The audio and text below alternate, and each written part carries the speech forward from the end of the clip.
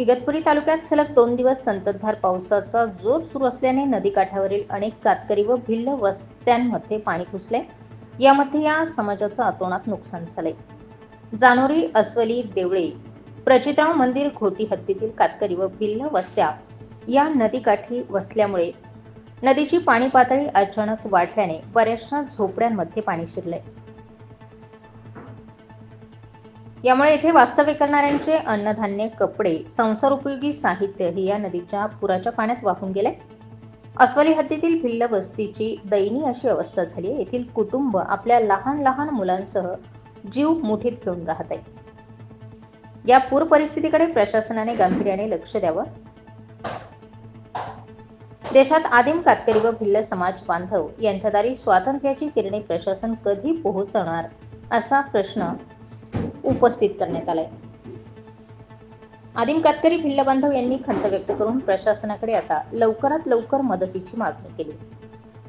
तसेच या समाजाचं पुनर्वसन करण्यात यावं, तात्काळ पंचनामे करून मदत मिळावी अशी मागणी ही श्रमजीवी संघटनेच्या वतीने करण्यात आली। श्रमजीवी संघटनेच्या वतीने शासनाकडे योग्य तो पाठपुरावा केला जाईल, तसेच या सर्व कुटुंबियांना लवकरात लवकर मदत मिळवून दिली जाईल अशी माहिती यावेळी सरचिटणीस संजय शिंदे यांच्यासह तालुका सचिव सुनील वाघ व कातकरी भिल्ल समाज बांधवांच्या वतीने देण्यात आली। बोला, काय सांगता? आम्ही इतके वर्ष झाले इथं राहतो नाही का। आमचे आई वडील, सासू सासरे सगळे इथंच वाहत, तेव्हापासून आम्ही इथं राहतो। तर या पाण्याची खूप आम्हाला भीती आहे नाही का। पाऊस आला तर पाणी घरांचं आल्यावर आम्ही रात्र बसेल राहतो लेकरं घेऊन।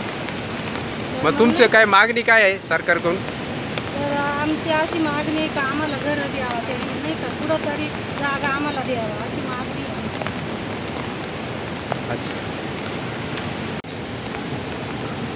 जिंदाबाद। इगतपुरी तालुक्यातील हे एकमेव नांदुरवाडी ग्रामपंचायतीमधील आसवली एक भिल्ल वस्ती आहे। ही जवळपास इथं 1-2 पिढ्या गेल्या। इथं त्यांचं व्यवसाय मच्छीमार आहे आणि मिळेल ते काम। त्यांचे खोपे इथंच आहेत, या नदीपात्राच्या लगत इथं ते खोपे आहेत। त्यांना अजूनपर्यंत कुणाला घरकुलं पण नाही। रेशन कार्ड मिळालेले संघटनेमुळं, पण ते अजून सुद्धा चालू नाही।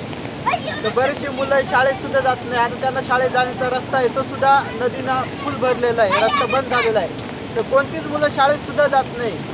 तर इथं शासनाने लक्ष द्यावं। तुम्ही किती वर्षापासून इथे राहता?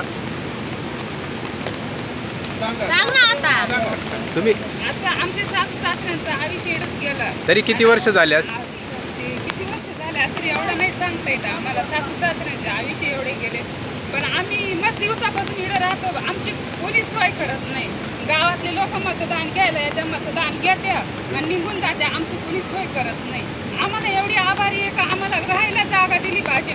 घरकुल एवढे गाव आले, आमची कोणी सोय करत नाही। आम्हाला एवढी मागणी आहे का आम्हाला घर आलेच पाहिजे। किती घर आहेत तुमचे? 10 कपे।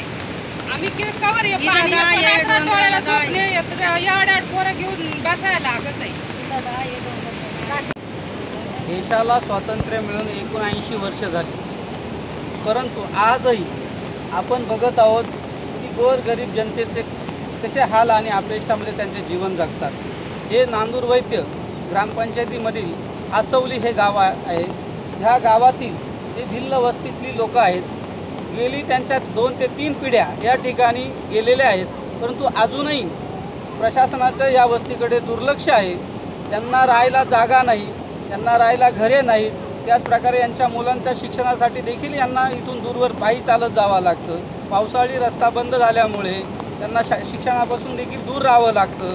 माझी या आपल्या चॅनलच्या माध्यमातून प्रशासनाला विनंती आहे की कित्येक दिवस असं ह्या गरीब लोकांना आपण ठेवणार आहोत, त्यांना शिक्षणापासून वंचित ठेवणार आहोत, घरापासून वंचित ठेवणार आहोत।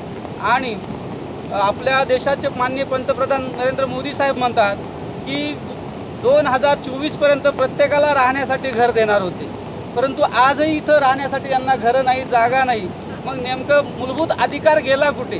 जर भारतीय राज्यघटनेनं माणसाला सन्मानानं जगण्याचा अधिकार दिलेला आहे, तर हा या व्यक्तींचा सन्मान आहे का?